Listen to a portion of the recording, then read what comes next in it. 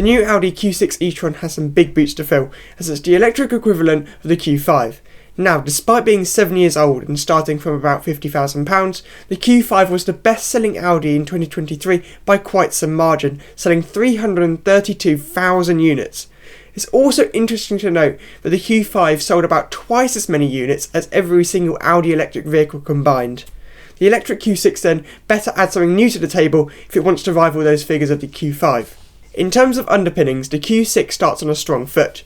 It uses the new PPE platform which is shared with the Porsche Macan and the upcoming A6 E-Tron, and on Audi's own press material they say it has an 800-volt architecture, powerful electric motors and a modern battery and charging management system. It's also expected for this platform to be featured on future Bentleys, so there's a good chance that the Q6 could be one of the best optimised cars in its class. The standard Q6 develops 382 horsepower and does the sprint from 0 to 60 in 5.9 seconds. As for the SQ6, it has 510 horsepower and sprints from 0 to 60 in 4.3 seconds. Not necessarily the most rapid car when you consider the Kia EV6 GT is capable of the sprint in 3.4 seconds. What's more impressive is the range figures. The standard model can do 388 miles on a single charge, and the more powerful model only trims that down to 372 miles. That's very impressive for a car with 510 horsepower and a 95 kWh usable battery. The reason for these impressive figures comes down to Audi's engineers. Audi say they've been able to offer 5% more energy content, 30% greater energy density, and crucially a 15% weight reduction over the outgoing powertrain. A cooling plate is also added to help improve efficiency. From a suitably powerful charger, a 10 to 80% top up can be done in 21 minutes. When it comes to styling, it's quite unremarkable. It's not offensive, but it's not beautiful either. I'd probably even say that the Q5 is more handsome from the front end, but it's not going to be a deal breaker.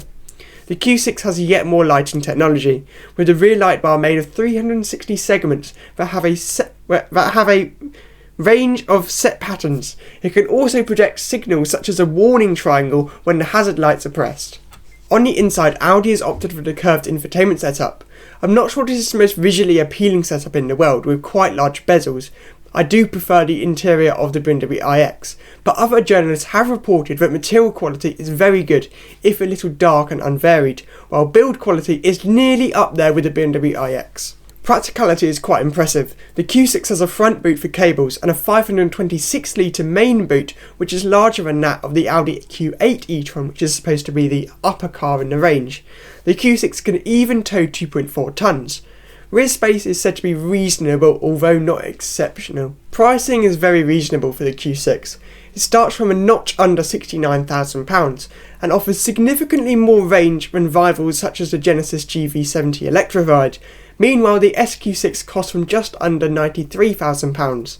Although rivals such as the BMW iX and indeed the Genesis GV70 offer a nicer interior design, not many cars are as good all-rounders as the Q6. We'll just have to wait and see how the Q6 drives, but assuming it's based on the same platform as the Macan, I'm guessing it will be pretty good.